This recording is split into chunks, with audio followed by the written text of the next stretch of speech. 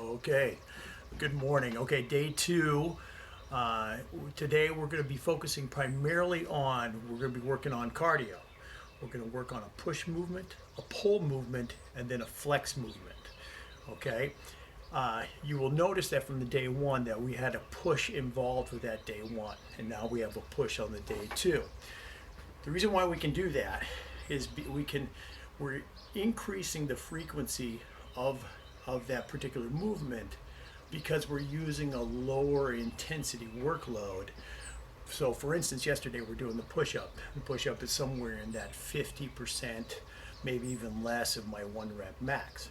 So I can do a much higher volume of that without the necessary, without as much tension across that muscle, creating more muscle damage. Okay, so it makes my body can then recover or can go into a next day training block and do a push again, as long as it's kind of following those same formats.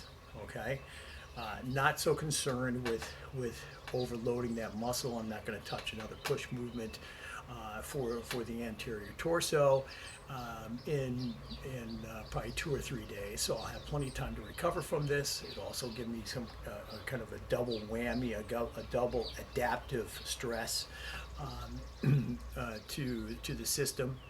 So let's take a look at what the program in detail. Okay, I've got the board here, right? I hope you can see that. All right, starting off with the cardio, right? I would, for lack of a better word, always put in quotations in this cardio, right? With something systemic that's going to challenge that heart. Okay, what I'm going to do today is over on the Jacob's ladder. We're going to do 1 minute on the Jacob's ladder. I'm going to do that at a pace of 100 feet per minute. So I'll get 100 feet out of it. After I get off the Jacobs, I'm going to go over to the pull-ups. I'm going to try to get 6 very strict, good reps on the pull-ups. I'm going to try to hold that for as many rounds as I possibly can. Okay, the next movement on that is going to be the dips. And on the dips, I'm going to do six dips under a controlled pace, not too slow, definitely not too fast. All right, and then I'm going to get to the floor.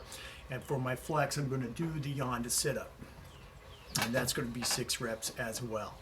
That'll finish me with about 45 seconds to 30 seconds of rest, and then I'll repeat on 3 minutes. So each round on 3 minutes, I'm gonna do 20 rounds of that.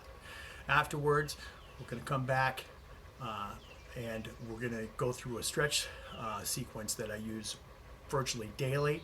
It's a full body stretch thing, and this is a way to kind of introduce this aspect of giving equal parts cardio, strength, and flexibility, mobility combination. Okay, so we're going to get started. First round, then I'll shut you down. Come back on the last round. We'll get into the stretch. That way you don't have to zip through so much. Just watching me go through these rounds. Okay, here we go.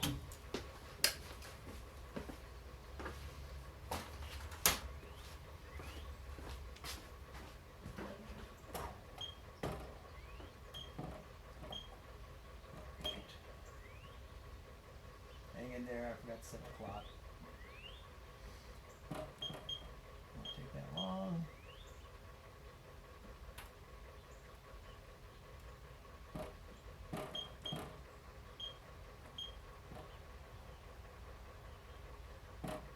Alright, here we are.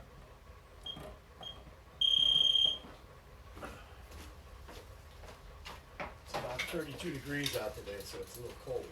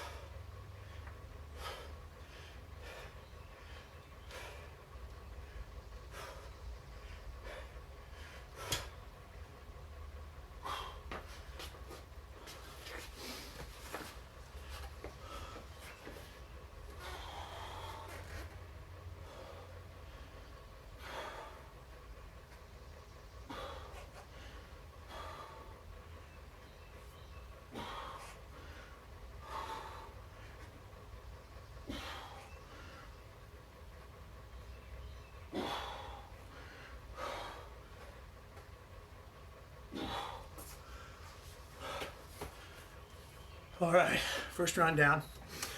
It gives me about 15 seconds. Hold on. Start that up.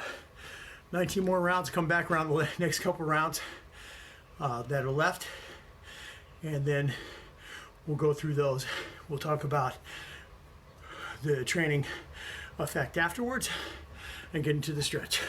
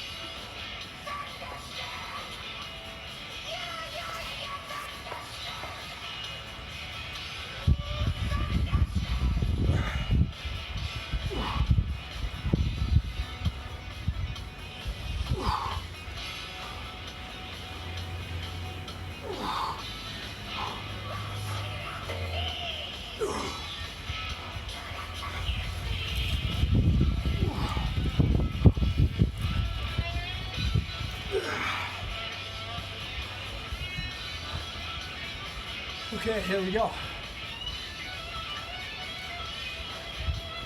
So, recap that one. 1 minute cardio, 6 pull-up, 6 dip, 6 yanda-ish sit-ups, 20 rounds on 3 minutes. So 20 minutes cumulative cardio, a little over that in strength moves. So, you can't do 6 pull-ups 20 rounds in a row, or 6 dips or whatever. What do? Try to do 1 for that repeated action. You know, there's a lot of, Strong First has a lot of stuff out there, and we talk about greasing the groove.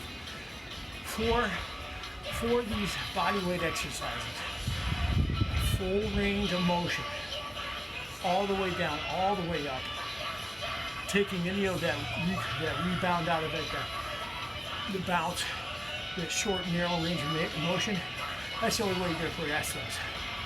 If you're doing half range of motion, you're only strengthening that half range. Okay? So, you got to get in the habit. The only way you're going to do that is you got to bring those repetitions down. You got to make the body position more that you're capable of training that full range. So, you can't do a full push-up, elevate it to where you can. Deload it till you have it.